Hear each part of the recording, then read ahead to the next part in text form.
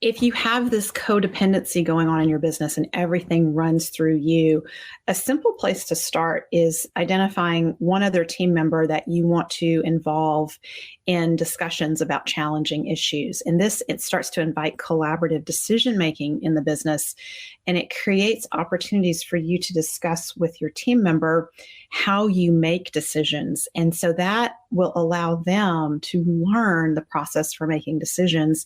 And it's starting to get them on that trajectory where they could be a key team member that you could entrust with things when you have to be away from the business.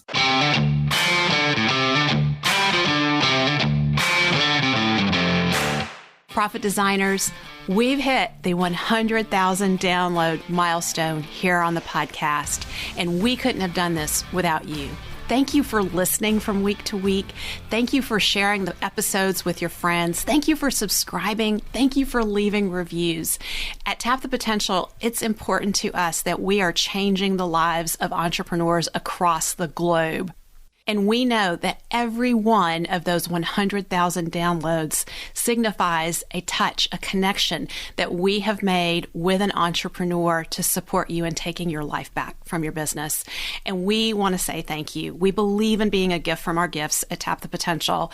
And we know that one of your biggest struggles is your time, particularly finding time for what matters most. And with that in mind, we have created the Tap the Potential Strategic Planner for 2023. Download the planner so that you can focus your time on your $10,000 an hour activities, create your ideal schedule, live by your ideal schedule, have the powerful questions that get you back on track when you find yourself falling away, and take the key actions that move your business towards profitability, towards being able to work a 25-hour work week or take that 4-week vacation.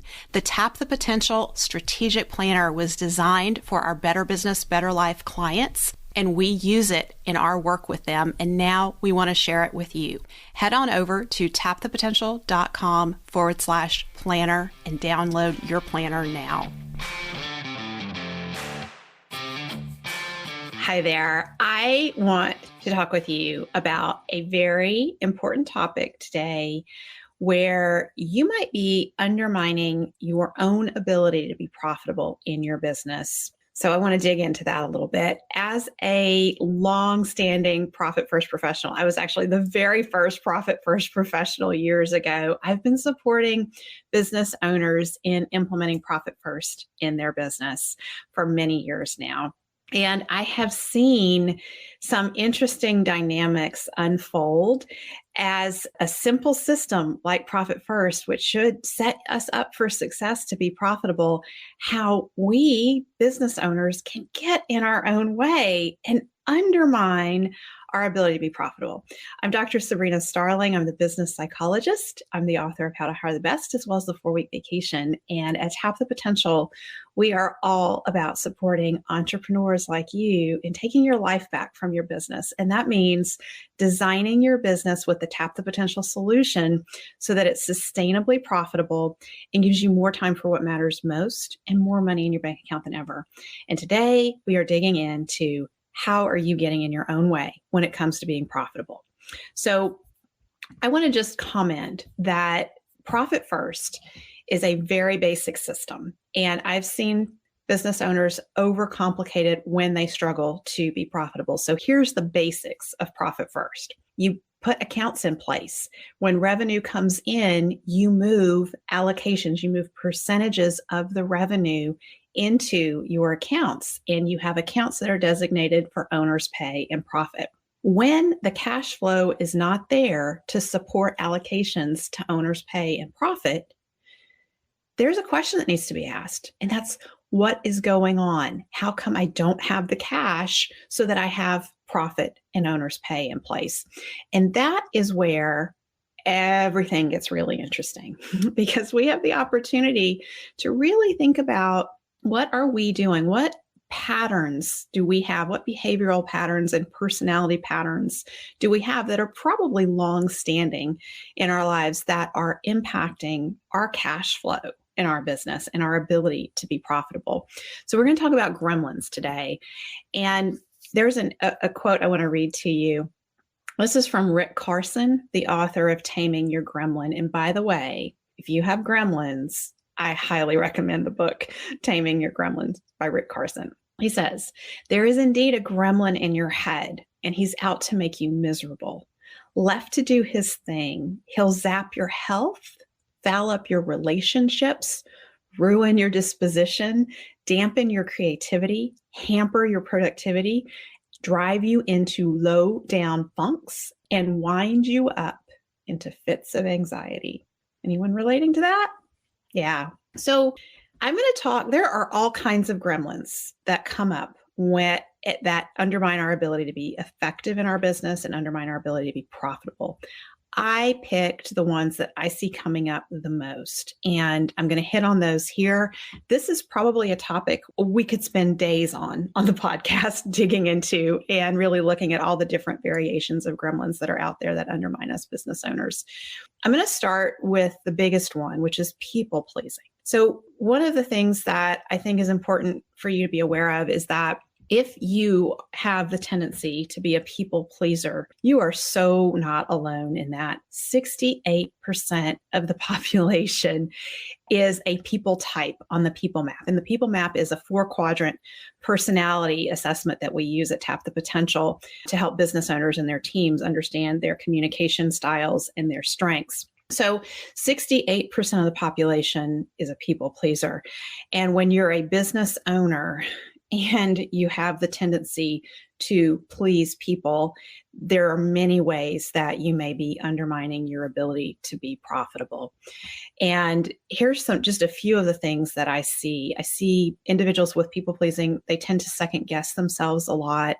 There's a struggle to make hard choices and stick to them. You may make a choice in one moment, but as soon as you're talking to someone else, you may sway. Your choice or your opinion may change. So it's really hard for you to pick a solid course of action and stick with it. There's also a fear of disappointing others.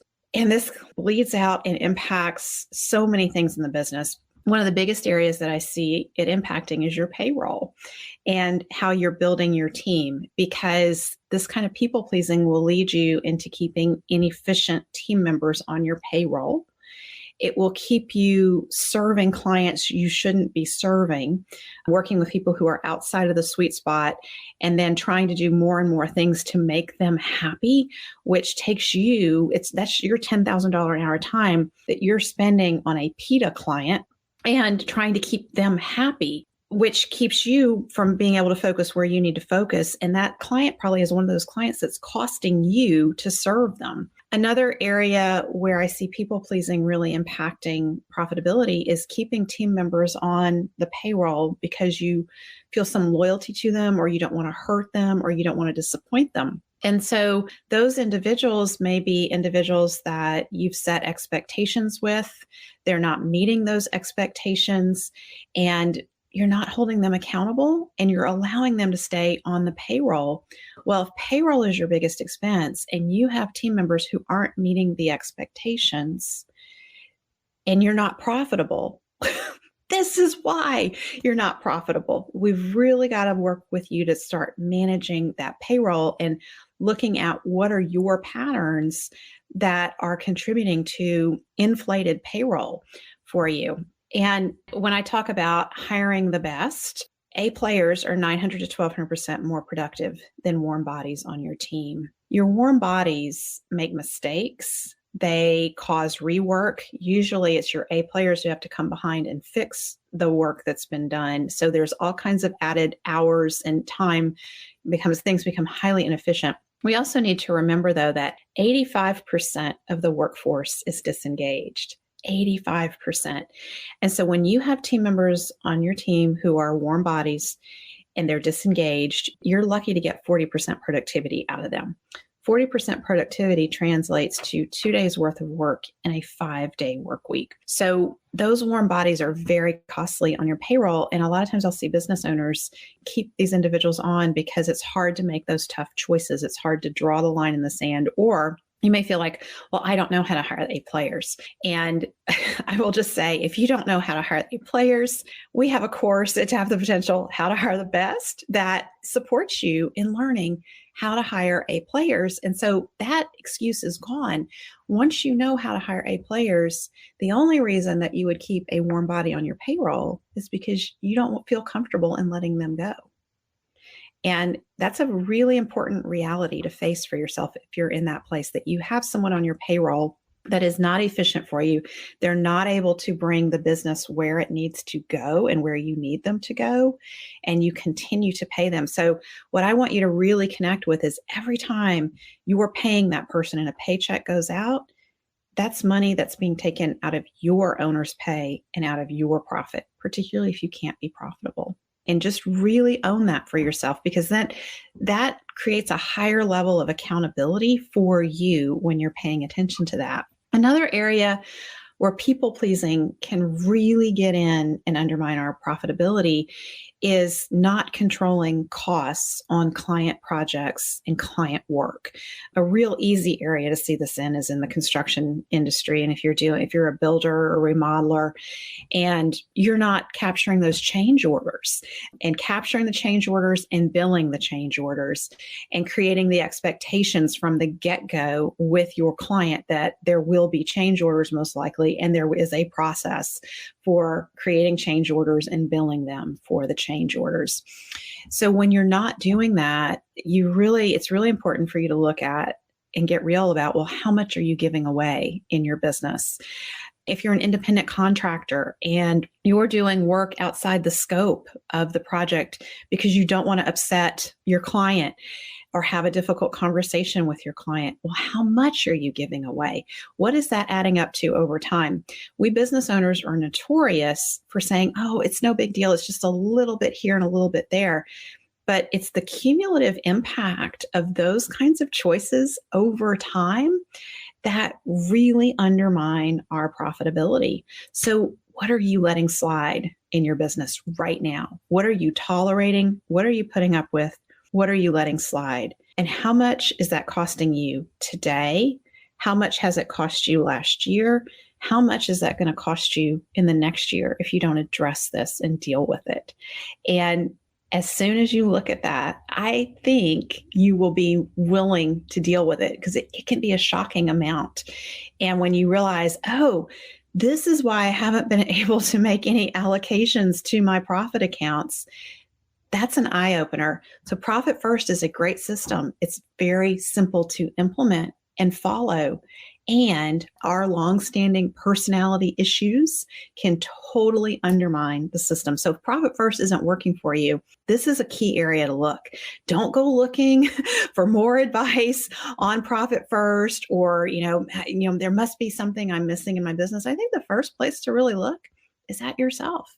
And what are you tolerating, and what are you allowing to go on in your business that is undermining the profitability of the business? So on that note, I want to talk about another aspect of people-pleasing behavior that can get in there. And I've seen this with clients. When you decide on one course of action and then you change your mind, and you keep changing your mind because you're getting too much input from too many people.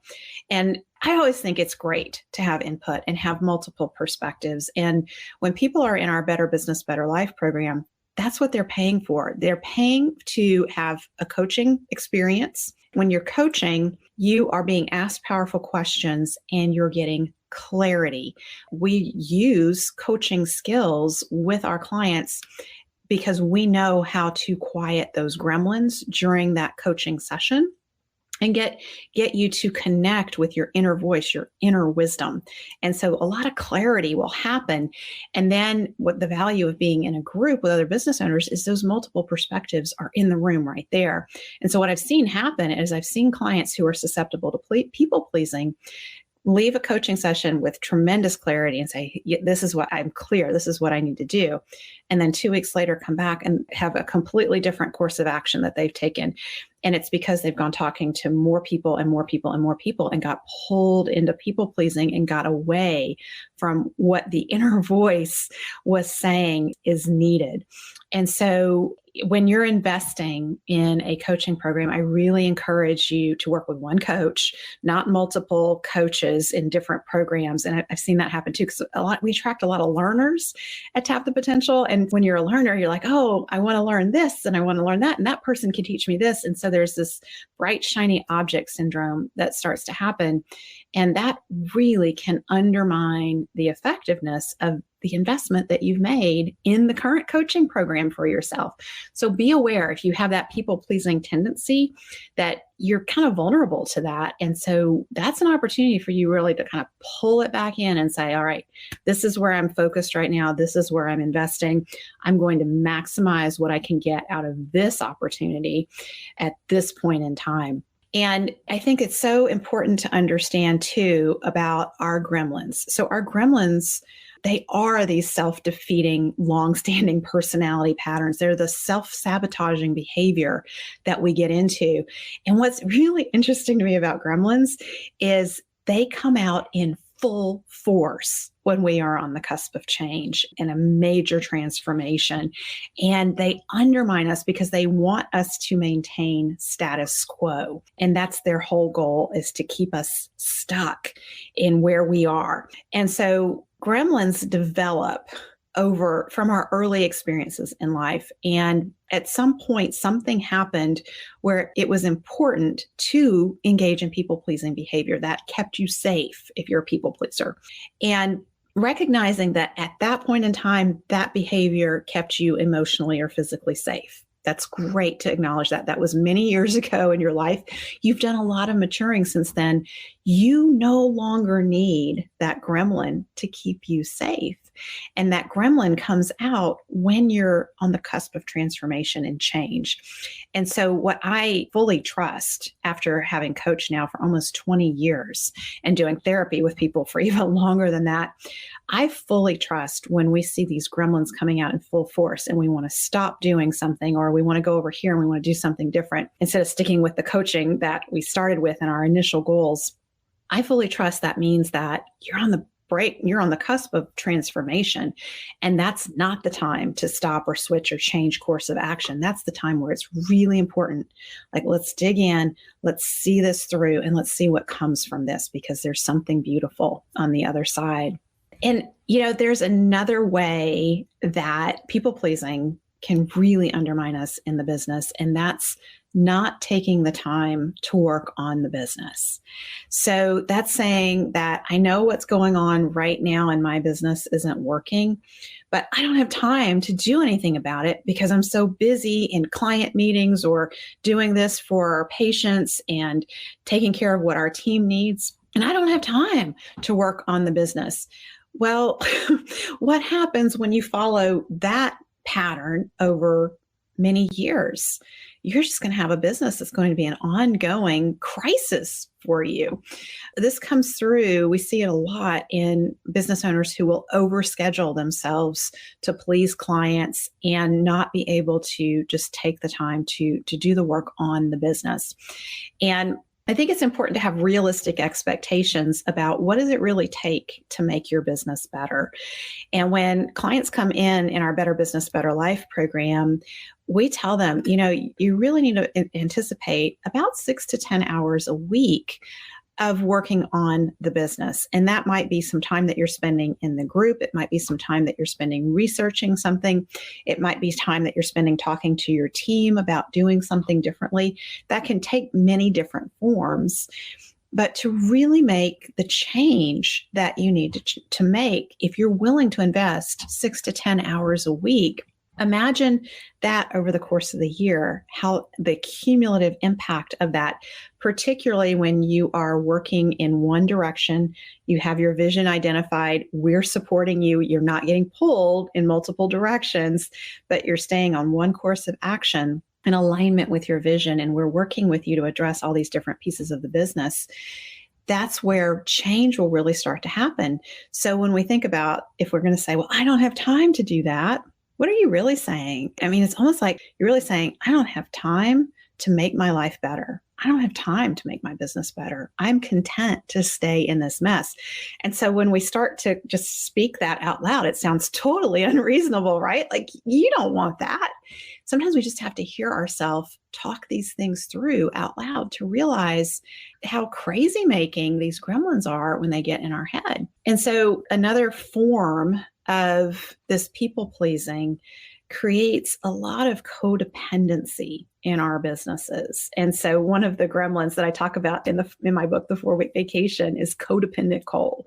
And so you've got codependent Cole in your head if you're saying stuff like, I'm the only one who can do this. The buck stops with me. All major decisions must flow through me before getting implemented. If those are things that you've said, you're creating a team and a business that is totally reliant on you. And so if you want to break that codependency, there's powerful questions you can ask yourself, like, who else could do this? And then remind yourself of the value of your time when you're focusing on working on your business from your strengths, from your zone of genius, rather than trying to juggle all those mundane tasks. So it's the $10,000 an hour time versus the $10 an hour tasks that is so valuable. And by the way, if that's a struggle for you to remember that, be sure to download my chart and my teaching on how to make your time worth $10,000 an hour. You can get that at tapthepotential.com/10K. If you have this codependency going on in your business and everything runs through you, a simple place to start is identifying one other team member that you want to involve in discussions about challenging issues. And it starts to invite collaborative decision-making in the business, and it creates opportunities for you to discuss with your team member how you make decisions. And so that will allow them to learn the process for making decisions. And it's starting to get them on that trajectory where they could be a key team member that you could entrust with things when you have to be away from the business. And another tip around this is whenever you're training anything in the business, try to train more than one person, because then there's backup that's getting created. Even if it's not going to be that person's sole responsibility, that second person that you're training, at least they're learning how they could back up and support the person who has that sole responsibility. If you have team members who doubt themselves or who second guess themselves and hesitate to jump in and solve problems, first off, acknowledge that some of that probably started with you because you've told them they have to run everything by you first, or they've made a decision on their own and you didn't like their decision and then you made them feel bad about it. So that's going to make them hesitant to make more decisions on their own in the future, which just creates a culture of codependency versus a culture of coaching. And so one of the things that you can say to your team members is, and Chip and Dan Heath talk about this in their book, The Power of Moments, and it's such a powerful statement to another individual. I have high expectations for you, and I know you can meet them. So try this new challenge, and if you fail, I'll help you recover, right? Just say that. And that can give somebody else the confidence that, number one, you've asked them to go do it and figure it out on their own. And you're not going to chastise them if they mess something up. Instead, you're going to be there side by side with them, helping them figure out how to recover from it. That's how to start breaking this cycle of codependency that you might have been creating unintentionally in your business. And so, the other thing about these gremlins is, now that I'm calling them out for you and you're seeing yourself in them, it's kind of like, oh, shoot, I know this now about myself. This gremlin can't just go below the surface and hide anymore. Another gremlin that comes up a lot, and I call him Skeptical Skip. Skeptical Skip doesn't trust because Skeptical Skip has been burned. And this is an area, a lot of times when we're working with business owners to get them ready for their 4-week vacations, and we're kind of down to the wire of what are the last things that have to come off your plate for you to be fully unplugged for 4 weeks. Oftentimes it's payroll and allocations to the profit first accounts, and because all of that's around money and bookkeeping. And those are some of the very areas that we are least likely to let go of. We're very skeptical because you have to trust somebody. And so, if you've ever been burned by a team member financially, where someone has taken money from you or they've made poor decisions that led you to lose money, it's normal that you would be skeptical and you would not want to trust. So I want to give you just some basic bookkeeping tips about how to start delegating bookkeeping. And one is never put one person in charge of all the bookkeeping, because that creates the opportunity for that person to commit fraud. And so to protect against that, you want to split responsibilities so that one person can't make alterations or do something out of the ordinary without another person noticing. So for example, you might have team member A write checks and team member B signs the checks. Or when it comes to receiving and depositing funds, team member A does that, team member B keeps record of it. Purchasing functions are carried out by team member A, payable functions carried out by team member B. So there's multiple people involved. And the other thing is, when you keep your accounting up to date, you review your balance sheet, your profit and loss, and your expenses every month, at least on a minimum. And you talk about that with your team. They know you're paying attention. If you just delegate by tossing and you say, oh, someone else does our reconciliations of our accounts and, post the expenses, I don't need to pay attention to that, you're creating a huge blind spot in the business, and you are creating that opportunity for people to take advantage of you. If your team members know you're paying attention to these transactions in the business, it's much less tempting for them to engage in theft or deceptive behavior. So this overall culture of accountability and transparency starts to support you in building more trust. But really, the key thing when it comes to building trust is asking yourself, if I have team members on board that I don't trust, why am I hiring people I don't trust? Is it because they've disappointed you? They've shown you they're not trustworthy, that they're not going to meet expectations, and they're going to continue to not meet expectations? If that's the case, that's not them. That's you for allowing them to continue to be on your payroll. You're continuing, but every time you pay them and they're not meeting expectations, you are saying this is okay for you not to meet expectations. So if that's going on for you, really ask yourself, if you're keeping them around because you don't know how to hire someone else, well, maybe you need to learn how to hire A players and, take the How to Hire the Best course. If you are keeping them around because you don't know how to fire them, ask for support in learning how to have that uncomfortable conversation and how to go through that process. And then ask yourself, what do I need to put in place so that I'm hiring team members I can trust? And what accountability needs to be there so that I can trust that when I ask for something to be done, it will be done and carried out and the expectations get met. So I'm really curious, as we've been going through this conversation here on the podcast, what people-pleasing behaviors are you noticing that undermine your profitability? What gremlins are getting in the way? And what support and accountability are you needing to make choices daily that support your profitability? So if you're noticing you have some patterns here in your personality and how you do things that are hard to change, let us support you. Book a call with us at Tap the Potential and talk to us about our Better Business, Better Life program. This is an area where we really excel, and that's not just in helping you get profit first in place in your business, but that's the foundation of the Tap the Potential solution. And if you're struggling to be profitable, chances are there's some issues in there. There's some gremlins that keep coming up and undermining that. So you have the opportunity. We'd love to support you in addressing those gremlins so that you can go forward and build your business to be sustainably profitable. And the beauty of the entire Tap the Potential solution is, once you have your profit first in place, all the steps that follow that help you become more and more efficient and more profitable while you're taking your life back from your business. So I just want to close with some thoughts for you about what happens if you choose to let your ongoing patterns continue to undermine you. So if you choose not to set your business up to grow profitably and put it in a place where it can run without you, here's what's likely to happen down the road. You're creating a financial crisis that's going to happen at some point in your business and your life. You're going to continue to miss out on what matters most. You're going to deprive your family and friends of the opportunity to experience you fully present with them. You're going to miss out on the big and small events in your family members' lives. You're going to be in the room with them, and your mind is going to be checked out through 80 to 90% of what goes on in the lives of the people that you care about most, because your business and all the challenges in your business are going to keep preoccupying you. You're allowing codependency to go on in the business. You're going to allow yourself to keep doing things that are not your gift. You're preventing your team members from stepping into their full potential. You're saying, you know what? I'm okay. I'm going to allow dysfunction to continue. I'm going to continue operating out of a sense of urgency. And ultimately, what's going to happen is you're going to fail to tap the full potential in your business.